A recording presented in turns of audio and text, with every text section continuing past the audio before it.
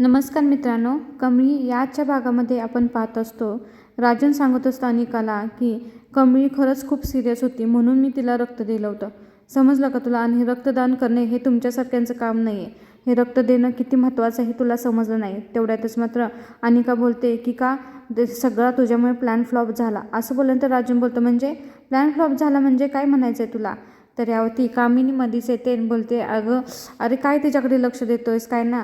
तर साखरपुडा तिने कमळीनं मोडल्यापासून ना जरासा तिला राग आहे, म्हणून ना ती कमळीबद्दल चिडचिड करते. पण ती विंडो काय मूर्ख आहे, तिला काय कळतं? तिच्याकडे नको ना तू लक्ष देऊ, ती काहीही बोलत असते.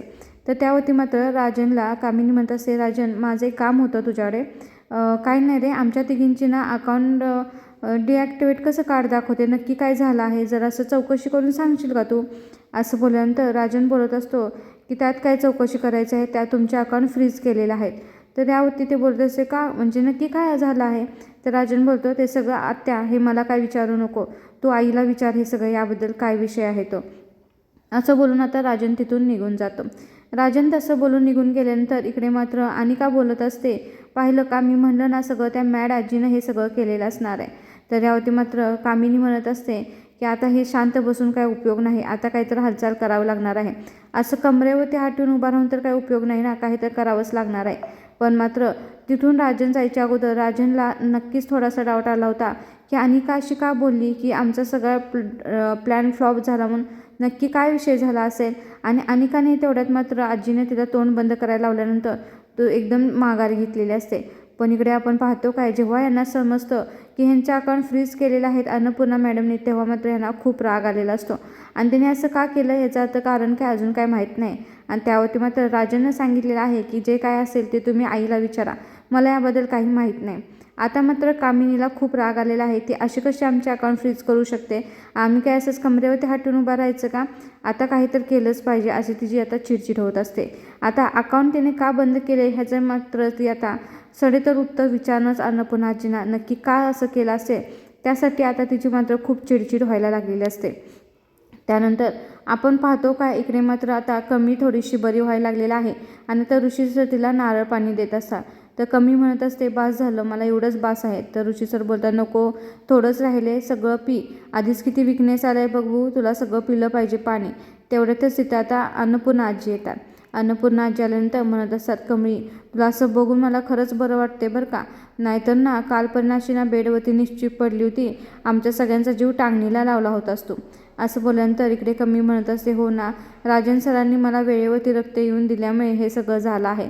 तर यावरती अन्नपूर्णा आजी म्हणत असतात, राजननं तर तुला रक्त दिलंच, पण ना सगळी धडपण हे आपल्या ऋषीची होती बघ. तुला इथपर्यंत घेऊन येणं, जिकडे तिकडे रक्तासाठी फिरणं, हे सगळी धडपड आपल्या ऋषीनं केली आहे बघ. किती वनवन केली त्याने आणि रील केली बघ, आणि ती रील निंगीनं रील केली ना, त्यामुळे त्या रीलमुळे तर मला कळलं ना की तुला रक्ताची गरज आहे ते. आणि ना तो रात्रभर जागाही होता. मग दुसरी गोष्ट तुला सांगते, तू ना मरमर करून जे आपले रक्तदान शिबिर केलं ना, ते तुझे कष्ट वाया जाणार नाही बरं का. तू कॉलेजची GS म्हणून जे काही काम केलंस नाही, खरंच ते अत्यंत उत्तम काम केलेलं आहेस. आणि त्यानंतर अन्नपूर्णाजी म्हणत असतात की आम्हा सगळ्यांना तुझा अभिमान आहे खरंच. आणि तुला सांगू का, तुझं कौतुक करायचं ना म्हणून तुझ्यासाठी मी छोटीशी गिफ्ट आणले बघ, बघ बघ तुला आवडते का. असं बोलणं अन्नपूर्णाजीने त्याने आणलेल्या बॅगमधून कमळीसाठी जे गिफ्ट आणलं होतं ते तिला दाखवत असतात. आणि बोलत असतात, कमळी मला असं वाटते तुला आवडेल, बघ बघू तुला आवडते का हे गिफ्ट. खरंच तू खूप मोठं धाडस केलं आणि काम केलं, त्याच्यासाठीच हे मी छोटंसं गिफ्ट तुला आणले बघ, पहा बघू तुला आवडते का हे गिफ्ट.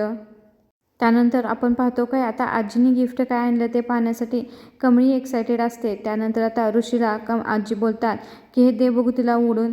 त्यानंतर आता ऋषी सर ना ते आणलेलं बॉक्स आता खोलत असतात. आणि आपण पाहतो काय, आजीने नक्कीच कमळीच्या आवडीचंच गिफ्ट आणलं असणार आहे हे आपल्या सगळ्यांना माहीत असतं. आता आजीने आणलेलं असतं कमळीसाठी शिवाजी महाराजांची मूर्ती. आता मात्र ती मूर्ती पाहून मात्र कमळीला खूप आनंद झालेला असतो. आणि कमळी बोलत असते, आजी मला खूप लय म्हणजे लय आवडले गिफ्ट, आणि ना असं ना एकदम अंगामध्ये मला जोश आल्यासारखं झालं आहे बघा. आता ही ना मी गिफ्ट, ही मूर्ती मी चांगली जपून ठेवीन, आणि ना कमी बनते हे ना मी ह्याची ना देवासारखी पूजाही करेन. असं बोलल्यानंतर आजी म्हणत असतात की कमी तुला सांगू का, महाराजांसारखी ना तर तू चांगली एकदम दृढ निश्चयी राहा बघ. तुला सांगू का, तू ठरवलेली वाट ही कधीही सोडू नको, आणि मला खात्री आहे की महाराज ना तुला कधीही कमी काहीही पडू देणार नाहीत बघ. त्यानंतर आजी म्हणतात, बरं आता आता ना छानपैकी लवकरात लवकर तुला बरं व्हायचं आहे बघ, आता जोमानं अभ्यास करायचा आहे, परीक्षा आलेत ना जवळ, असं आता आजी म्हणत असतात. आजी तसं म्हणल्यानंतर इकडे कमळी म्हणत असते, अहो आजी मी तर आता लगेच आहे ना घरी जायला, हॉस्टेलवरती जायला. तर त्यावरती मात्र ऋषी सर म्हणत असतात की एक मिनिट कमळी, तू अजून जास्तीत जास्त कवर झालेली नाहीस, त्यामुळं लवकरात लवकर काय आपण डिस्चार्ज घ्यायचा नाही आहे. मग त्यावरती आजी म्हणत असं, बास बास वाद खेळू नका, एक काम करूया, आपण डॉक्टरांना विचारूया, डॉक्टर काय म्हणतात बघूया, त्यावरती मग आपण ठरवूया. असं बोलल्यानंतर आता कमी म्हणते, हो ठीक आहे चालेल, डॉक्टरांना विचारूया. तेवढ्यातच काय होतं की तिथे डॉक्टर येतात. डॉक्टर आल्यानंतर कमी बोलते डॉक्टरांना, डॉक्टर मी कधी घरी जाऊ शकते, असं बोलल्यानंतर डॉक्टर म्हणतात, सगळं ह्यात काय विचारायचं आहे, जर तुला छान वाटत असेल, बरं वाटत असेल, काही त्रास होत नसेल तर तू आता लगेच जाऊ शकतेस, काही अडचण नाही, असं तर डॉक्टर म्हणलेले असतात. पण डॉक्टर असं बोलल्यानंतर ऋषी बोलतो, नाही नाही नाही, 1 मिनिट थांबा. ऋषी म्हणत असतो, नाही डॉक्टर तुम्ही आज काय तिला डिस्चार्ज देऊ नका, कसं आहे ना, तिला बरं जरी वाटत नसलं ना तर ती म्हणणार बघा मला बरं वाटतंय. तर यावर ती कमी म्हणत असते, नाही ना मला खरंच बरं वाटतंय ऋषी सर, मी बरी आहे, असं बोलल्यानंतर इकडे अन्नपूर्णा आजी म्हणतात, बरं ठीक आहे ऋषी, एक काम करूया, आपण घेऊया डिस्चार्ज, ती काय ऐकणार नाही बघ, तिला जर यायचं असेल ना घरी तर आपण डिस्चार्ज घेऊया. यावरती आजी म्हणत असतात, अरे तुला माहिती आहे का, ही ना शिवाजी महाराजांचा मावळा आहे माझी नात, त्यामुळे ते नाही ती एकदम लगेच बरोबर तयार झाली आहे, असं बोलल्यानंतर मात्र ऋषी सर म्हणत असतो, नाही नाही नाही एवढ्या लवकर नको बरं का, असं म्हणतात. कमी म्हणते, एकदम फास्टात मी एकदम रेडी आहे. मग यावरती डॉक्टर म्हणतात, ठीक आहे मी डिस्चार्ज पेपर रेडी करायला घेते. आता मात्र डॉक्टरांनी सांगितल्याप्रमाणे डिस्चार्ज पेपर रेडी करायसाठी डॉक्टर गेलेले असतात. आणि आता कमळी खूप आनंदी आहे, त्याचबरोबर शिवाजी महाराजांच्या मूर्तीचं दर्शनही घेत आहे. आणि आता हे पाहून मात्र अन्नपूर्णाजींना खूप आनंद झालेला असतो.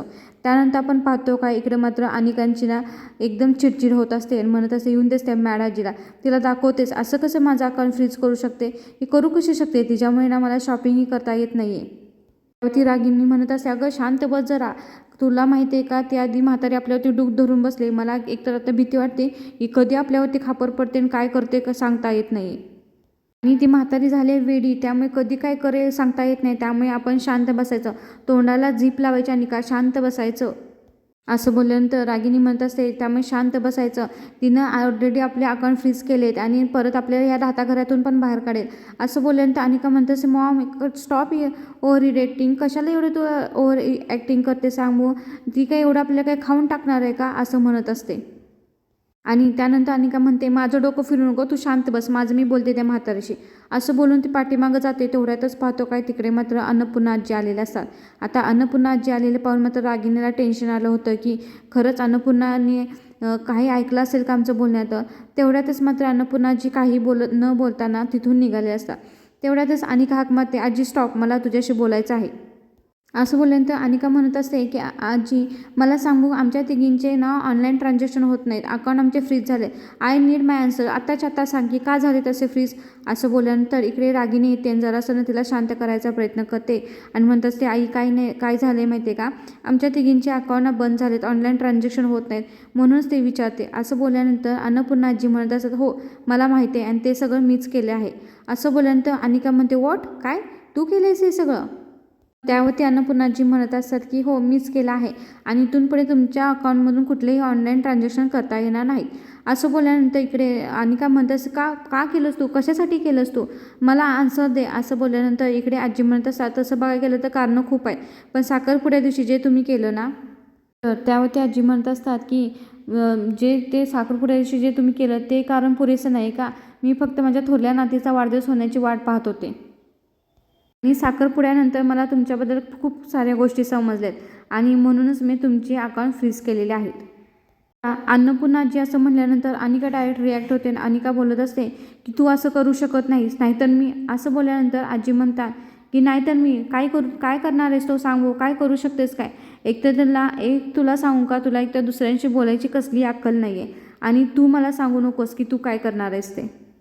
आणि अन्नपूर्णाजी म्हणतात अनिकाला की मला आता तुझ्याशी बोलायची इच्छा नाही. असं बोलून अन्नपूर्णाजी तिथून जात असताना मात्र इकडे कामिनीमध्ये अडवते आणि बोलते, वहिनी थांब, मला तुझ्याशी बोलायचं आहे. असं बोलल्यानंतर अन्नपूर्णाजी म्हणत असतात, हां ठीक आहे बोल. मग यावरती कामिनी म्हणत असते, तुला माहिती आहे की आपल्या व्यवसायामध्ये माझाही वाटा आहे, मला खरं या विषयाबद्दल तुला बोलायचं नव्हतं, पण आज तू वेळ आणलीस मला त्या विषयाबद्दल बोलायची. वहिनी तुझा बराचसाच वेळ ना तुझ्या मोठ्या नातीला शोधण्यामध्ये जातो आणि राहिलेला वेळ तुझ्या दादाची देखभाल करण्यामध्ये जातो. बरं, हे सगळं तू करतेस त्याबद्दल मला काही म्हणायचंच नाही, कारण की त्या तुझ्या सगळ्या जबाबदाऱ्या आहे.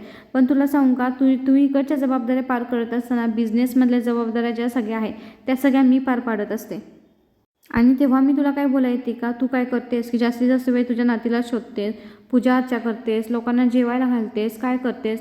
मग मी सांगू का माझ्या अर्थाने की ह्या सगळ्या गोष्टींमध्ये तू वेळ आणि पैसा दोन्ही वाया घालवत आहेस. बरं ठीक आहे, हा एक तुझ्या श्रद्धेचा भाग आहे, तुला वाटतं तू करतेस म्हणून. पण तू मला सांग, हे सगळं कारभार हाताळणारा जो माणूस आहे त्याचं काय आहे मग? त्याच्यावरती जो अन्याय होतो तो बरोबर आहे का? म्हणजे तुमच्या भाषेत जर सांगायला गेलं तर तुम्ही याला न्याय म्हणाल का? तर अजून एक गोष्ट मी तुला सांगते की साखरपुड्याच्या दिवशी म्हणजे माझ्या अनिकाच्या हट्टापायी मी जे काही केलं, मान्य आहे मला की ते चुकीचं होतं आणि मी जे काही केलं ना ते चुकीचं होतं. आणि जी तुझी नात, मोठी नात जे तू म्हणते, जी हयातच नाही तिच्यासाठी तू वाटेल तेवढा पैसा खर्च करतेस ते योग्य आहे. मग तू मला सांग, माझ्या चुकीची शिक्षा म्हणून तू माझं अकाउंट फ्रीज करतेस. मग तुझ्या चुकीची शिक्षा ती कोण तुला देणार, जे तू तुझ्या थोरल्या नातीसाठी जे काही सगळं हे करतेस ते सगळं चालतं, मग मी केलेली फक्त चुकी आहे का? आणि यावरती मात्र कामिनी म्हणत असे, समजलं का वहिनी, आता याचं मला उत्तर हवं आहे. काय असेल तुझ्याकडे याचं उत्तर? मला लगेच तू उत्तर दे, म्हणजे तू करशील ते योग्य. तुझं अकाउंट होत नाही, आमचे अकाउंट फ्रीज होतात, याचा अर्थ काय? म्हणजे मी माझ्या अनिकासाठी केलेलं चुकीचं आणि तू तुझ्या थोरली नातीसाठी जो वायफळ खर्च करतेस ते सगळं योग्य. मग ते चालतं, मग आमचं का चालत नाही? आम्ही जे करतो ते चुकीचं, तू जे करतेस ते बरोबर, मग तुझं अकाउंट फ्रीज करणारे कोण आहे? ठीक आहे ना, मग ह्या प्रश्नाचं मला उत्तर दे, मग मी तुला काही विचारत नाही. आता ते असं मात्र बोललेले असते अन्नपूर्णाजीला. आता हे मात्र ऐकल्यानंतर अन्नपूर्णाजींना खूप राग आलेला असतो आणि त्यांचे डोळेही लालबुंद झालेले असतात. पण ते आता खंबीर आहे ते उत्तर देण्यासाठी. आता इकडे मात्र आपण पाहतो काय, कामिनी वाट पाहत राहिले की यावरती मात्र वहिनीचं उत्तर काय असणार आहे. कारण की तिला असं वाटते की ती जे विचार करते ते योग्य आहे आणि तिच्या बाबतीत जे घडते ते अयोग्य आहे. मग आम्हीच का सगळं सहन करायचं, आम्हीच का सोसायचं? ही स्वतः मालकीण आहे, मग ही वाटेल तशी वागणार, हिचे अकाउंट फ्रीज करणार कोण आहे का, असं ती म्हणत असते. आता ती अन्नपूर्णाजींना उत्तर मागत असते. त्यानंतर आपण पाहतो काय, कमळीला तर डिस्चार्ज देऊन आणलेला असतं. त्यावरती मात्र तिच्या मैत्रिणी म्हणत असतात की कमळी कशी आहेस गं तू, चांगली आहेस ना, बरं वाटते ना तुला? असं बोलल्यानंतर कमळी म्हणत असते, हो मी चांगली आहे. त्यानंतर त्या मैत्रिणी म्हणत असतात की निंगे तुला सांगू का, कमळीला कोणाची तर नजरच लागली बघ, काय ना काय सारखं ना तिच्या बाबतीत काहीतरी घडतच आहे बघ. त्यानंतर मग ती मुलगी म्हणते की थांब जरा मी तिची नजर काढते, असं बोलून ना तिची जी मैत्रीण असते तिची ना आता नजर काढून टाकत असते. त्यावरती मात्र आता तिची नजर काढून झाल्यानंतर ऋषी सर म्हणत असतात की कमळी तुला सांगू का, तुझा ब्लड डोनर शोधण्यासाठी मात्र ह्या सगळ्या स्टुडंटनी, तुझ्या मैत्रिणींनी खूप सारी मदत केली आहे आणि त्यांची मदत आम्हाला खूप झाली आहे बघ तुझ्या हॉस्पिटलमध्ये ॲडमिट झाल्यापासून. यावरती कमी म्हणत असते, खरंच थँक्यू तुम्हा सगळ्यांना. असं बोलल्यानंतर ती मैत्रीण बोलते, अगं असं नाही, तू ना आता छानपैकी अभ्यास कर आणि परीक्षेमध्ये टॉप कर. असं बोलल्यानंतर इकडे मात्र अन्नपूर्णा आजी म्हणत असते की तू कुणाशी बोलतेस कामिनी, याचं भान ठेव. असं बोलल्यानंतर कामिनी म्हणत असते, हो मला भान आहे, मला माहीत आहे ना की मी अन्नपूर्णा महाजनशी बोलत आहे. आणि इकडे कामिनी म्हणत असते, इथे मी माझ्या पैशाबद्दल बोलत आहे. असं बोलल्यानंतर अन्नपूर्णा आजी तिच्यावरती चिडतात, बोलतात काय, कुठले तुझे पैसे? इथे मी जे पैसे खर्च करते ती माझ्या नवऱ्याच्या पैशातून खर्च करते किंवा मी कमवलेल्या पैशातून ते खर्च करते. आणि तू ज्या बिझनेसवरती हक्क सांगतेस ना तो बिझनेस आम्हा दोघांचा आहे. असं बोलल्यानंतर कामिनी म्हणत असते, याचा अर्थ काय की माझा काहीच ते अधिकार नाही, आतापर्यंत जी काही मी मेहनत केली ती सगळी फुकटच गेली का? तर त्यावरती अन्नपूर्णाजी म्हणतात, हो हो असं बोलू नको, करतेस ना तू, खूप काही करतेस, खूप काही केलंस आणि खूप काही करतेस आणि त्याचा जो पगार मिळतोय ना त्या मेहनतीचा हाच भेटतोय ना चांगला पगार तुला. पण आता इथून पुढे कंपनीच्या अकाउंटमधून तुला कुठलाही खर्च करता येणार नाही. तू जे म्हणतेस ना मी हे केलं ते केलं सगळं केलंस की तू सगळं केलंस ना, आणि त्याचाच तर तुला पगार मिळतो ना तुला पगार, असं आता अन्नपूर्णाजी जोरात ओढून तिच्याशी बोलत असतात. आणि आता विषय हिशोबाचा, जर तुला हिशोबच काढायचे असेल ना तर माझ्याकडे खूप सारे हिशोब आहेत तुझे सगळे हिशोब काढायला. ऐकायचं आहे का तुला? मग ऐक. कामिनी, तू या अगोदर कंपनीच्या नावावरती खूप ठिकाणून पैसे उचललेस, ते पैसे कधी परत आलेही नाही आणि तू कधी त्याचा हिशोब पण दिला नाहीस. तसंच तू अनेक बिझनेसमध्ये पैसेही गुंतवलेस आणि त्याचे पैसे परत कधी आले नाहीच, पण कंपनीला खूप मोठा तोटाही सहन करावा लागला. मग त्याचा हिशोब तू कधी दिला नाहीस, त्याच्याबद्दलही काही सांगितलं नाहीस आणि आत्तापर्यंत तुला कोणी कधी जाब विचारला नाही. त्याचं कारण एकच, दुर्दैवाने ना तू माझ्या नवऱ्याची बहीण आहे आणि तुला सांगू का, त्यामुळे तू जे खर्च केलेल्या पैशाचा जर आकडा काढला ना, हिशोब काढला ना तर तो खूप मोठा होईल बघ. मग सांगू का तो आकडा, आणि तो आकडा ऐकूनच ना तुझं डोकं ना गरगरायला लागल. तेवढे सगळे पैसे तू कंपनीला देणार आहेस. आहेत का तुझ्याकडे तेवढे पैसे? कंपनी दिला आहेत का तुझ्याकडे पैसे एवढे? असं आता अन्नपूर्णाजीने मस्तपैकी ना तिचे खातं जमा केलेलं आहे. इकडे मात्र रागिनी खूप टेन्शनमध्ये आहे, कारण की तिच्या आईचा अपमान आता होत आहे आणि काही गरज नसताना आईने मात्र जसं काय म्हणतो आपण सापाच्या शेपटीवरती पाय दिल्यासारखं सगळं केलेलं असतं. त्यानंतर आता इकडे कमळीच्या मैत्रिणी म्हणत असतात, कमळे तू आराम कर, आता आम्ही लगेच येतो थोड्या वेळाने. ऋषीचं सांगत असतात, कमळी ही नाश्त्यानंतर आहे, जेवणानंतर आहे आणि डिनरनंतर आहे. कमळी गोळ्यांच्या वेळा अजिबात चुकवायच्या नाहीत, असं कमळीला आता ऋषीचं समजावून सांगत असतात. त्यानंतर ऋषीचं सांगत असतात, जर गोळ्या चुकवल्यास तर तू आणि मी, समजलं का? आणि दुसरी गोष्ट, थोडे दिवस विश्रांती घ्यायची, थोडे दिवस समाजसेवा बाजूला ठेवायची, कळालं का? स्वतःवरती लक्ष द्यायचं आणि पूर्णपणे विश्रांती घ्यायचं, असं ऋषी सरांनी तिला खबरदार करून सांगितलेलं असतं. त्यानंतर ऋषी सर म्हणत असतात, निंगी हे सगळी तुझी जबाबदारी आहे बरं का, तिनं जर ऐकलं नाही ना तू मला लगेच फोन करायचा. त्यानंतर इकडे ऋषी असं बोलतो की माझा ॲक्सिडेंट झाला तर माझी अशी काळजी घे, असं बोलल्यानंतर इकडे कमी त्यांच्या तोंडावरती हात ठेवते आणि कमी म्हणत असते की असं बोलू नका सर, मला एवढंच म्हणायचं होतं की तुम्ही जे केलं माझ्यासाठी हे उपकार मी कसं परत फेडणार, त्याच्यासाठी तुम्ही हे जे वाक्य काढलं ते तोंडातून तुम्ही असं परत कधीही बोलू नका, म्हणून नाही कमीनं सरांच्या तोंडावरती हात ठेवलेला असतो. कमी बोलते, अहो सर काय बोलायला लागले तुम्ही, डोसकं फिरलं का काय तुमचं, प्लीज सर असं काय बोलू नका तुम्ही.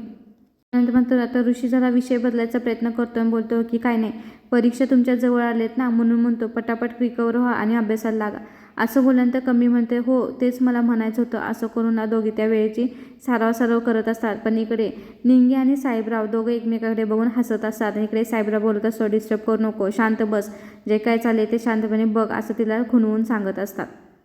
त्यानंतर कमी बोलत असते की अभ्यास करायलाच खरं वेळ मिळाला नाही, आता सगळं हेच भलतंच होऊन बसलं आहे. असं बोलल्यानंतर ऋषी सर बोलत असतात की काळजी करू नकोस तू, काय करूया, मी काय करतो एक्स्ट्रा लेक्चरची जराशी अरेंजमेंट करतो, त्यामुळे तुम्हाला अभ्यासाला वेळ भेटेल. असं बोलल्यानंतर इकडे निंगी बोलत असतात की की कमळे आता तर काय विषय संपला बघ, आता काय टेन्शनच नाही, सरांनी एक्स्ट्रा लेक्चर घेतले याचा अर्थ मग आपला अभ्यासही होईल. असं बोलल्यानंतर साहेबराव पाठीमागून ऋषी सरांना मुद्दाम खिजवत असतात, बोलत असतात, वा रे वा एक्स्ट्रा लेक्चर, वा वा वा, काय ऋषी सरांनी शॉर्ट दिला आहे, एक नंबर मस्तपैकी. असं बोलल्यानंतर ऋषी मात्र त्यांना साहेबरावला कोपरखळी घालतात आणि म्हणतात शांत बसतो. आता त्यानंतर आपण पाहतो काय ऋषी तिथून निघालेला असतो. तेवढ्यातच आपण इकडे पाहतो अन्नपूर्णा आजीनं आता कामिनीवरती खूप चिडलेलं असते आणि बोलत असतात की मी शांत बसते, याचा अर्थ काय असा नाही की मला काय समजत नाही किंवा मी काय बोलत नाही, असं होत नाही. तुम्ही तिघींनी ना स्वतःच्या पायावरती दगड मारून घेतले आहे, उगाचच नाही नयनताराण्यांना तर तिच्या बिझनेसमधून तुम्हाला काढून टाकलेलं आहे आणि तुम्ही जे केले ना त्यामुळे ती तुम्हाला कधीही माफ करणार नाही, असं आता अन्नपूर्णाजी बोललेलं असतात. अन्नपूर्णाजी असं बोलल्यानंतर मात्र कामिनी काय बोलते माहिती आहे का, कामिनी बोलते की वहिनी एक तर तू त्या नयनताराबद्दल मला काहीच सांगू नको, माझी काही इच्छाच नाही तिच्याबद्दल ऐकून घेण्याची. आता रागिनी आईकडे मोठे डोळे करून बघत असते, आता आईला अजून काही बोलायची गरज आहे का? तर कामिनी बोलत असते, तुला सांगू का मलाच तिच्यावर काम करायची इच्छा नाही. असं बोलल्यानंतर इकडे अन्नपूर्णाजी म्हणते, हो तुला काम करायची नाही, तुला सांगू का की नयनताराबरोबर काम करण्याची तुमची योग्यता तर आहे का? असं बोलल्यानंतर कामिनी चिडते बोलते, वहिनी बास कर आता तू, अगं बास कर की तू खूप बोललीस. असं बोलल्यानंतर इकडे अन्नपूर्णाजी तिच्यावरती चिडतात, बोलतात की आवाज खाली करायचं आणि माझ्या घरात आहे हे कधीही विसरायचं नाही, आवाज खाली करूनच माझ्याशी बोलायचं. असं अन्नपूर्णाजीने मात्र मस्तपैकी तिला दिलेला असतो टोला.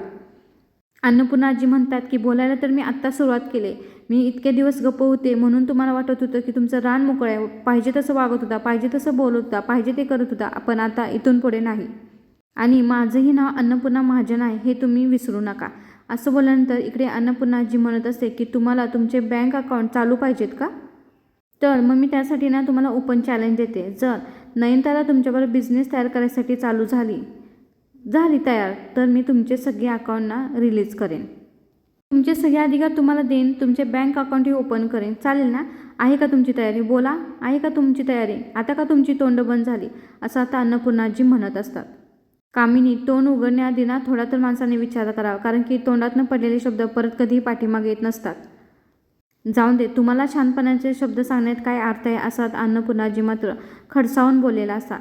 ते मात्र पाहून आता अन्नपूर्णाजींचा राग हे पाहून मात्र ह्या तिघी भांबावून गेलेल्या असतात, कारण की आतापर्यंत अन्नपूर्णाजी कधीही इतक्या बोललेल्या नसतात. आत्ता एवढं काय झालं असेल त्या इतक्या बोलल्या आहेत, आता त्याचा विचार मात्र कामिनी करत आहे. आता कामिनी म्हणत असते की रागिनी ह्या म्हातारीने फार मोठी चूक केली आहे, तिनं ना ह्या कामिनीला डिवचलं आहे. आता मी पण तिला सोडणार नाही. मी तिचे असे हाल करीना की रस्त्यावरचं कुत्रंसुद्धा तिचा हाल सोसणार नाही. आता मात्र हे ऐकून मात्र रागिणीलाही वाटत असतं की आई करते तेच बरोबर योग आहे. आणि आता आणि काही मात्र कामिनीकडे पाहत असते. आता आपण पाहतो काय मात्र कामिनीला इतका राग आलेला आहे, कारण की ते असं बोललेलं आहे, मी आता त्या म्हातारीचा असे हाल करणार आहे, तिनं माझा एवढा मोठा अपमान केला, इतकं काय मला ती बोलून गेली. आता नक्कीच आपण पाहू की कामिनी उद्याच्या भागामध्ये काय करेल.